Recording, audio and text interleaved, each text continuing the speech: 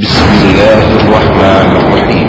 ومن أحسن قولا ممن دعا إلى الله وعمل صالحا وقال إنني من المسلمين.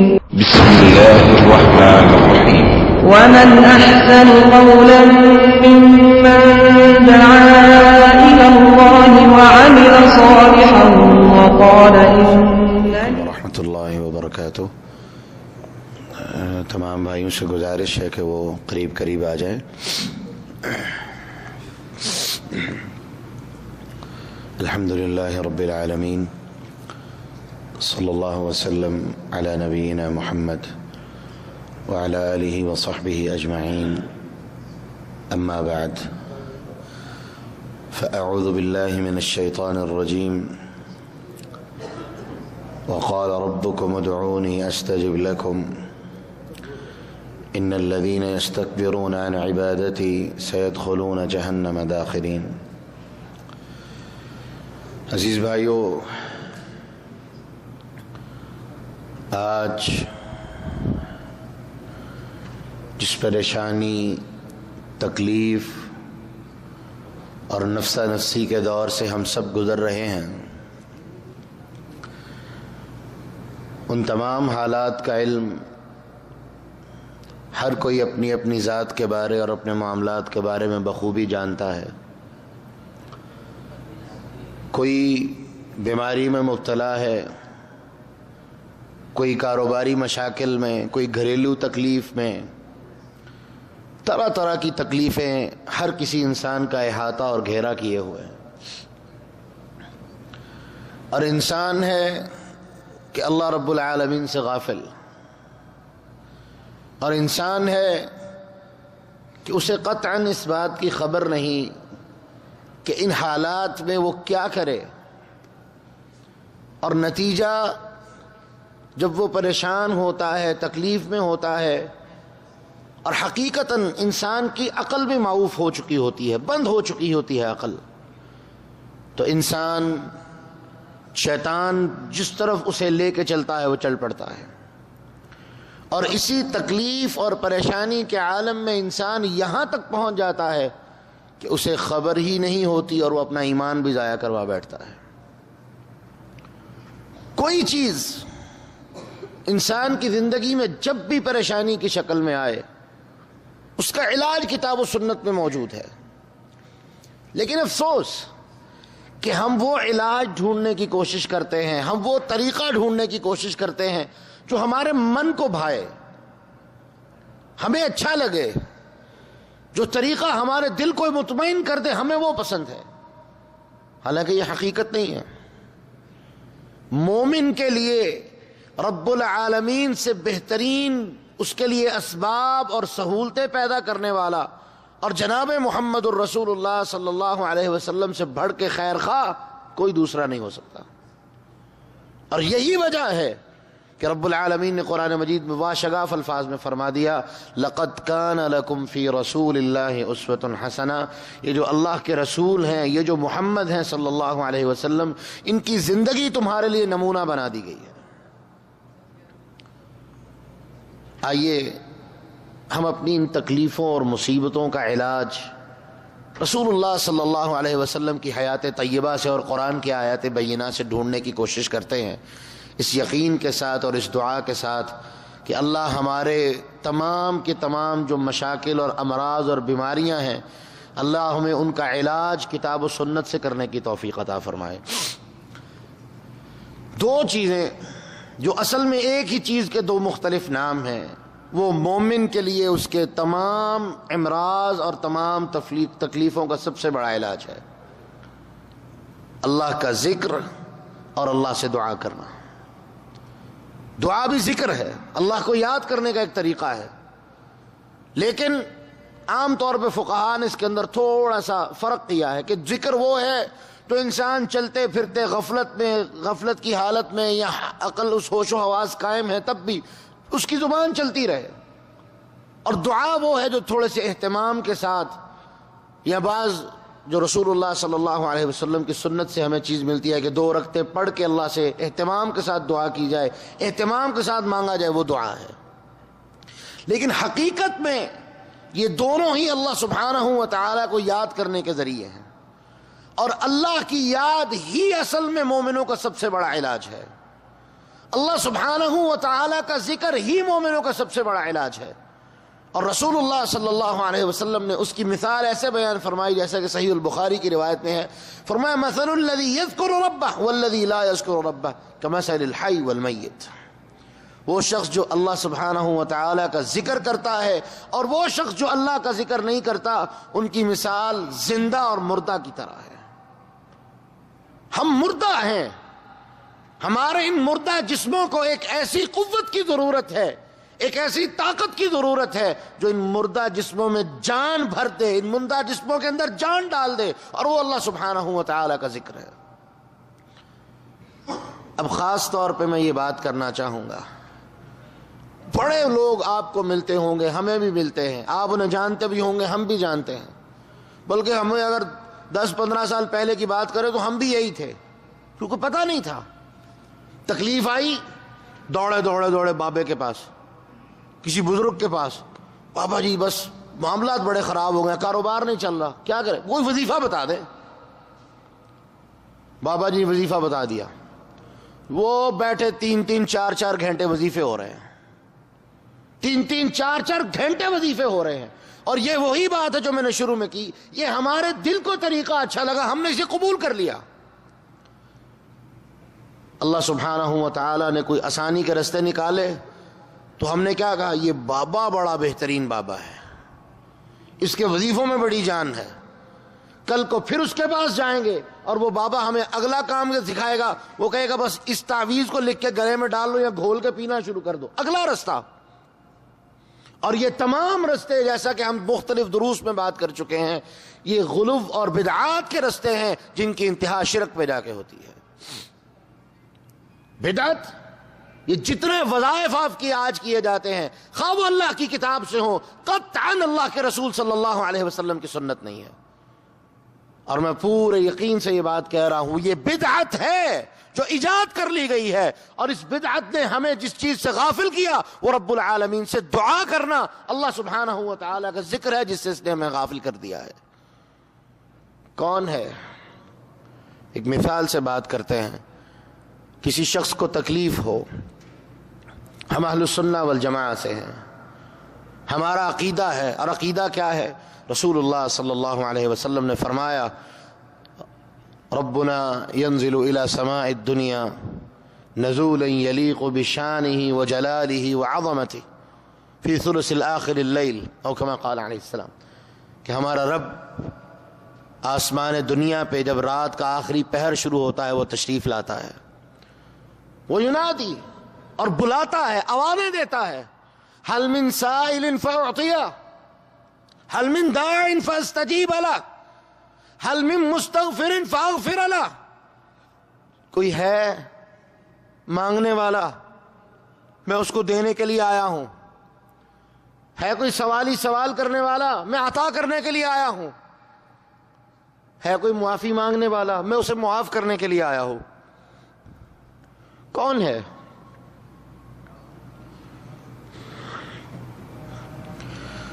جو ایسے وقت میں اپنی تکلیف کو سامنے رکھتے ہوئے، اپنے گناہوں کو سامنے رکھتے ہوئے، اپنے بستر کو چھوڑ کر رب العالمین کے سامنے کھڑا ہو جائے، اور 1 گھنٹہ 1.5 گھنٹہ جتنا وہ وقت ہے اس کے سامنے جھولی پھیلا کے کھڑا ہو جائے، اپنے ہاتھوں کو پھیلا کے کھڑا ہو جائے، اور اس یقین کے ساتھ کہ میرے رب نے اعلان کر دیا ہے انتم الفقراء الی اللہ، تم میرے در کے، تم اللہ کے در کے بھکاری ہو، بھکاری بن کے اس کے سامنے جھولی پھیلا دے۔ کون ہے جو یہ کام کرے؟ کوئی یہ کام کرنے کے لیے تیار نہیں۔ اولاً تو ہمیں عقیدہ یہ سکھایا گیا کہ جی یہ کوئی بات نہیں ہے، اللہ کا تو وجود ہی کوئی نہیں، اللہ تو لا مکان ہے، اعوذ باللہ من ذالک، من هذه العقائد۔ اور اس کے بعد اگر ہم اس عقیدے کو مان بھی لیں تو ہمیں وظیفوں کے چکر میں ڈال کے 2-2 3-3 گھنٹے ہم یہ کام کر لیں گے، لیکن وہ کام جو رسول اللہ صلی اللہ علیہ وسلم کی سنت تھی اور امام الانبیاء سجدے میں پڑھ پڑھ کے اللہ سے اس وقت میں دعائیں کرتے تھے، وہ کام ہم نے چھوڑ دیا۔ اور یہ کام مومنوں کا سب سے بڑا علاج تھا، یہ کام مومنوں کا سب سے بڑا علاج ہے۔ کیوں؟ ساری دنیا سوئی ہوئی ہے، اور یہ وہ وقت ہے جس کے بارے میں رسول اللہ صلی اللہ علیہ وسلم نے فرمایا افشوا السلام واطعموا الطعام وصلوا الارحام صلوا باللیل والناس نیام تدخلون الجنت بسلام۔ 4 کام تم کرو، اللہ سبحانہ و تعالی تمہیں امن اور سلامتی کے ساتھ جنت کا داخلہ عطا فرما دیں گے۔ نمبر 1، سلام کو عام کرو، آپس میں ایک دوسرے کو محبت کے ساتھ کھلایا پلایا کرو، صلہ رحمی کیا کرو، رشتوں کو جوڑو توڑو نہیں۔ اور رات جب پوری دنیا سو چکی ہو تو اللہ کے سامنے کھڑے ہو کے اس سے باتیں کر لیا کرو۔ فرمایا یہ 4 کام تم کرو گے، اللہ سبحانہ و تعالیٰ تمہیں جنت کا داخلہ سلامتی سے عطا فرما دیں گے۔ کون ہے جو یہ کام کرتا ہو؟ اور امام الانبیاء، صحیح مسلم کی روایت ہے، سیدہ عائشہ رضی اللہ عنہا بیان کرتی ہیں، میں اکثر یہ دعا رسول اللہ صلی اللہ علیہ وسلم سے سنتی تھی، اور ایک رات میں نے آپ کو گم پایا تو میں نے ہاتھ ٹٹول کے ایسے آپ کو ڈھونڈنے کی کوشش کی تو میرے ہاتھ آپ کے پاؤں مبارک پہ لگے اور آپ کے پاؤں کھڑے تھے، یعنی سجدے کی حالت میں تھے، اور آپ سجدے میں پڑھ کے اللہ سے دعا کر رہے تھے، اللہم انی اعوذ برضاک من سخطک، اے اللہ میں تیری رضا کی پناہ میں آتا ہوں تیرے غصے سے، وبمعافاتک من عقوبتک، اللہ میں تیری معافی کی پناہ میں آتا ہوں تیری سزا سے، وبک منک، اور اللہ میں تجھ سے تیری پناہ چاہتا ہوں، لا احصی ثناء علیک، اللہ میں تیری حمد و ثنا بیان کرنے کے قابل نہیں ہوں، انت کما اثنیت علی نفسک، جس طرح تو نے اپنی ذات کی حمد ثنا اور عظمت بیان کی ہے۔ لیکن آج انسان ان تمام بدعات اور خرافات کے چکر میں اپنے رب سے غافل ہو چکا ہے۔ او میرے بھائی، جسے مشکل ہے رسول اللہ صلی اللہ علیہ وسلم نے اسے علاج دیا، وہ کیا علاج ہے؟ اللہ کے رسول صلی اللہ علیہ وسلم نے فرمایا تم میں سے جب کسی کو کوئی تکلیف آئے، کوئی مصیبت آئے، کوئی پریشانی آئے، 2 رکعتیں پڑھو، 2 رکعتیں پڑھو، قل یا ایھا الکافرون قل ھو اللہ، مختصر 2 رکعتیں، اور اس کے بعد اللہ کے سامنے ہاتھ اٹھا دو، اس کے بعد اللہ کے سامنے اپنی جھولی پھیلا کے بیٹھ جاؤ۔ کیوں؟ یہ ہمارے لیے فخر کی بات ہے، اللہم اغننا بالافتقار الیک، یہ ہمارے لیے فخر کی بات ہے کہ اللہ تو نے ہمیں اپنے در کا فقیر بنایا ہے، اور اپنے در کا فقیر بنا کے پوری کائنات سے ہمیں بے پرواہ کر دیا ہے۔ اور ذرا دوسری طرف دیکھیں تو کیا ہے کہ وہ صرف ایک اللہ کے در کے بھکاری نہیں، اور کتنی جگہوں پہ جا کے ذلیل ہوتے ہیں آپ کے سامنے۔ کیا منظور ہے؟ در در پہ جا کے ذلیل ہونا، یا ایک در پہ جا کے ذلیل ہونا، ایک در پہ اپنے آپ کو ذلیل کر دینا اور جھکا دینا جس در سے کبھی کوئی لوٹ کے واپس نہیں گیا۔ اور یہاں تک شیخ نے جو بات کی، بڑی خوبصورت بات کی، اور یہ بہت بڑی علمی بات ہے جو شیخ نے کی، مشرک کا کوئی عمل اللہ کے ہاں قبول نہیں، یہ بات واضح ہے۔ کیوں؟ کیونکہ اپنے عمل میں بھی اخلاص پیدا نہیں کرتا، اور اس کے عمل کے اندر شرک کی آمیزش ہے، اللہ کے ہاں قبول نہیں۔ لیکن قرآن کہتا ہے کہ جب مشرک بھی اللہ کو اخلاص سے پکارتا ہے، مشرک بھی اللہ کو جب اخلاص سے پکارتا ہے، اللہ سبحانہ و تعالی اس کی دعا کو بھی سنتا ہے۔ اور وہ شخص جو توحید پہ ہو، وہ شخص جس نے شرک نہ کیا ہو، وہ تو اللہ کے سامنے اس کی اس نعمت کا تو تذکرہ کر سکتا ہے، اللہ کے سامنے اس کی اس عظیم الشان نعمت کا جو اس نے ہمیں دی وسیلہ بنا کے اللہ سے سوال کر سکتا ہے کہ اللہ گناہ تو بڑے ہیں، لیکن اللہ تیری عزت کی قسم تیرے ساتھ کبھی شرک نہیں کیا۔ یہ نعمت ہے اللہ کی جسے اللہ عطا کر دے، اس نعمت کو اللہ کے سامنے ہم وسیلے کے طور پر بیان کر سکتے ہیں، اللہ تو نے یہ نعمت عطا کی ہے کہ تمہیں ہمیں شرک سے محفوظ فرمایا اور اپنا موحد بنایا۔ اللہ ہم تیرے علاوہ کسی کو نہیں مانتے، نہ کسی سے سوال کرتے ہیں، نہ کسی کی حیثیت کو تسلیم کرتے ہیں، اللہ ہماری پریشانیوں کو دور کر دے۔ اگر مشرک اخلاص کے ساتھ مانگے اللہ اسے نہیں موڑتا، اگر ایک موحد جو مانتا ہی اس کو ہے، جو مانتا ہی اسی سے ہے، اللہ اس کو کیسے موڑ دے گا؟ اس لیے میرے بھائیوں، ہر وہ شخص جو اللہ سے دعا کرنے والا ہے وہ اللہ کو بڑا پسند ہے۔ اور رسول اللہ صلی اللہ علیہ وسلم نے کیا فرمایا؟ یہ دعا جو ہے انسان کے رزق میں برکت دیتی ہے، یہ دعا جو ہے انسان کی عزت اور شرف کو اللہ کے ہاں بڑھاتی ہے. یہ دعا جو ہے اللہ سبحانہ و تعالیٰ تمہاری دعا کے ساتھ 3 معاملے کرتے ہیں. یا تو دنیا میں قبول کر لیتے ہیں، جو تمہاری حاجت ہے اس کو پورا کر دیا جاتا ہے، یا تمہاری دعا کو آخرت کے لیے ذخیرہ کر لیا جاتا ہے، یا اس دعا کے بدلے میں اللہ تمہیں دنیا میں کوئی اور بہتر اور نعمت اور چیز عطا فرما دیتے ہیں. کسی حال میں دعا ضائع نہیں. یہ وظیفے، یہ اوراد، یہ اذکار جن کی کتاب و سنت سے کوئی دلیل نہیں، ذرا مجھے یہ بتائیں یہ سوائے بدعت کے اور وقت کے ضیاع کے اور کیا ہے؟ جو شخص 3 گھنٹے وظیفوں پہ لگاتا ہے، میرے بھائی اخلاص کے ساتھ آدھا گھنٹہ اللہ کے سامنے بیٹھ کے دعا کر لو، تم اپنی جگہ سے اٹھ کے باہر بعد میں نکلو گے، اللہ سبحانہ و تعالیٰ تمہاری مجبوری اور مشکل کو حل کر دے گا. لیکن افسوس، پھر وہی بات جو شیخ نے خطبے میں کی، انسان سے تو پرندے اچھے ہیں جو اللہ کے علاوہ کسی کو نہیں مانتے. اور قرآن کہتا ہے وَإِن مِّن شَيْءٍ إِلَّا يُسَبِّحُ بِحَمْدِهِ، اس روئے ارض پہ جو چیز بھی موجود ہے وہ اللہ کی حمد و ثنا بیان کر رہی ہے. وَلَٰكِن لَّا تَفْقَهُونَ تَسْبِيحَهُمْ، تم ان کی تسبیح اور حمد و ثنا کو نہیں سمجھ سکتے. اور انہوں نے چیونٹی کی مثال صحیح مسلم کی روایت سے دی کہ ایک نبی کو چیونٹی نے کاٹ دیا، قرص کاٹ دیا. وہ نبی، اللہ کے نبی غصے میں آ گئے تو کیا کیا؟ وہ چیونٹیوں کو جو بل تھے ان کو جلوا دیا. تو اللہ سبحانہ و تعالیٰ نے اس نبی کی طرف وحی کی تو کیا کہا کہ تو نے صرف ایک چیونٹی کے کاٹنے کی وجہ سے اس مخلوق کو جلوا دیا ہے جو اللہ کی تسبیح بیان کرنے والی مخلوق ہے. جانور وہ اپنے رب کو پہچانتا ہے، اپنے خالق کو جانتا ہے اور اس کی حمد و ثنا بیان کرتا ہے. اور انسان جس کے سر سے لے کے پاؤں تک کتنے بڑے وجود میں 1 2 نہیں ہزاروں نشانیاں ایسی ہیں جو رب العالمین کی عظمت کی گواہی دیتی ہیں. انسان ہی ایک ایسا ہے جو رب کو نہیں پہچانتا اور نہ اس کو مانتا ہے. سلیمان علیہ السلام بارش کے لیے گئے. کل ملک سلمان حفظہ اللہ نے نماز استسقاء کے لیے کہا کہ نماز استسقاء پڑھو، بارش کے لیے اللہ سے دعا کرو. سلیمان علیہ السلام بارش کے لیے گئے، اللہ سے بارش مانگنے گئے تو ایک چیونٹی اپنی ٹانگیں آسمان کی طرف کر کے دعا کر رہی ہے کہ اللہ میں تیری مخلوق ہوں اور یہ تیری رحمت جو آسمان سے برستی ہے میں اس سے کبھی بھی مستغنی نہیں ہو سکتی، بے پرواہ نہیں ہو سکتی. اللہ مجھے بھی اس کی ضرورت ہے کہ تیری رحمت آسمان سے برسے اور میں اس سے مستفید ہوں. اللہ یہ آدم کا بیٹا جو گناہ کرتا ہے اس کی وجہ سے ہمیں تباہ و برباد نہ کر اور ہمیں معاف فرما کہ ہم پہ آسمان سے اپنی رحمت کو نازل فرما. یہ چیونٹی کہہ رہی ہے. سلیمان علیہ السلام کیا کہتے ہیں؟ لوٹ جاؤ بھائی، واپس چلے جاؤ، کیونکہ تمہیں دعا کرنے کی ضرورت نہیں، اللہ کسی غیر کی دعا کی وجہ سے تمہیں اپنی رحمت عطا فرما دے گا. یہ چرند پرند، یہ درخت، یہ پتھر جو بے جان ہمیں نظر آتے ہیں، یہ تمام چیزیں اللہ رب العالمین کی حمد و ثنا میں مصروف ہیں. صرف ایک انسان ایسا ہے جو اللہ کی حمد و ثنا سے غافل ہے اور بنیادی طور پہ دعا سے غافل ہے.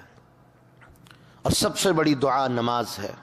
اور قرآن مجید نے کہا واستعینوا بالصبر والصلاۃ، لوگو تمہیں تکلیف آ جائے تو سب سے پہلے صبر کا دامن پکڑ لو اور اللہ سے مدد مانگنی ہے تو نماز کو کثرت سے پڑھو. لیکن ہم پہ جب تکلیف آئے تو ہم بڑا اہتمام کریں گے تو فرض نمازوں کا کریں گے، جیسے ہی تھوڑی سی سہولت ہوئی فرض نمازیں بھی گئیں. کیسے مومن ہیں ہم، کیسے موحد ہیں ہم.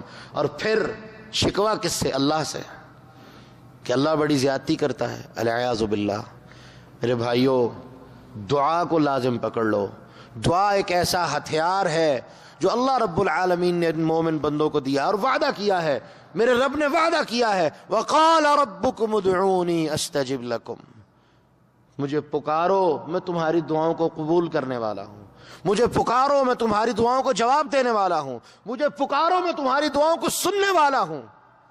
اور فرمایا ان الذین یستکبرون عن عبادتی، یہ میری عبادت ہے، یہ دعا میری عبادت ہے.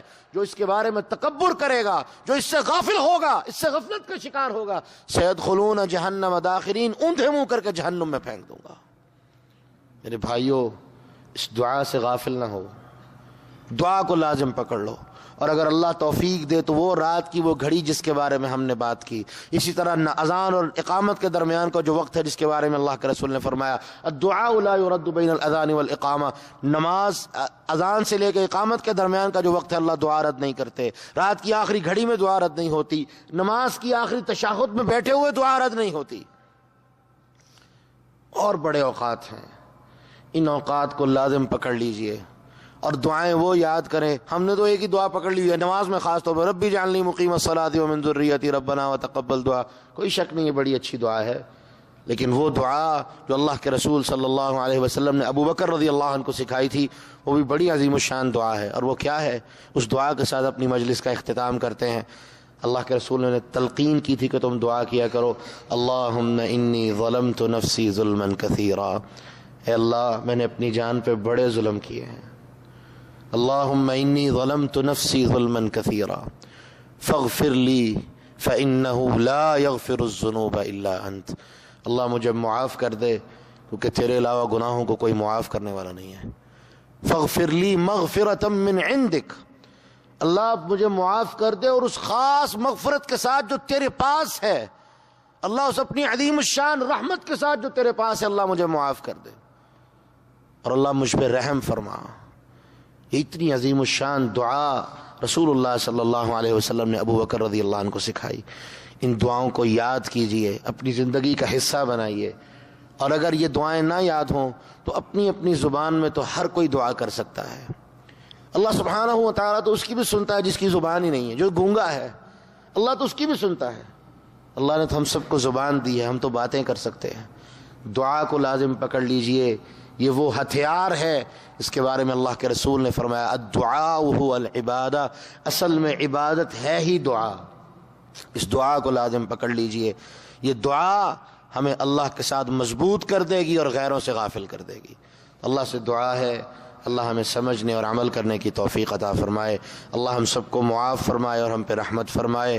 جو تکلیف میں ہیں، پریشان ہیں، بیمار ہیں، اللہ ان سب پہ رحمت فرمائے اور انہیں شفا عطا فرمائے۔